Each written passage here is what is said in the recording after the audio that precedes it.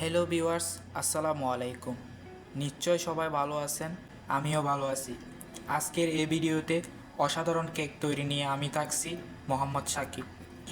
আজকে দেখাবো বনু বনু ক্রিমার একটা সিম্পলের মাধ্যমে কেক। তো কি ব্যবহার করেছি আপনাদের সাথে শেয়ার করব। তার আগে আমার চ্যানেলে যদি নতুন হয়ে থাকেন তাহলে চ্যানেলটি সাবস্ক্রাইব করে রাখবেন।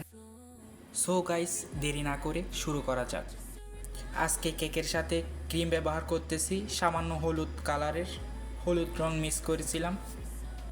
আস্তে আস্তে ফিনিশিং দিয়ে লেবেল করে নিচ্ছি, আপনারা দেখতেই থাকুন। ভুল ত্রুটি হলে ক্ষমা দৃষ্টিতে দেখবেন।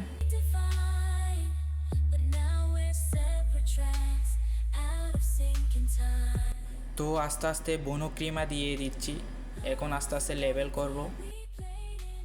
এই কেকটা তেমন গর্জিয়াসও না, ছোটো সাইজের সিম্পলের মাধ্যমে তৈরি করা কেক। দেখলেই বুঝতে পারবেন, শেষ পর্যন্ত দেখেন। আস্তে আস্তে নিচের সাইডে ক্রিম দিয়ে নিচ্ছি সৌন্দর্যের জন্য। তেমন সুন্দর করে করতে পারি না কাজ, তবুও চেষ্টা করি আপনাদের ভিডিও উপহার দেওয়ার জন্য। তো উপরে চকোলেট তৈরি করা 3টা চকোলেট দিয়ে দিচ্ছি, আস্তে আস্তে লাভ সিস্টেমে লাল ফুল অঙ্কন করতেছি। সো গাইস, তৈরি হয়ে গেল ফাইনালি লুক।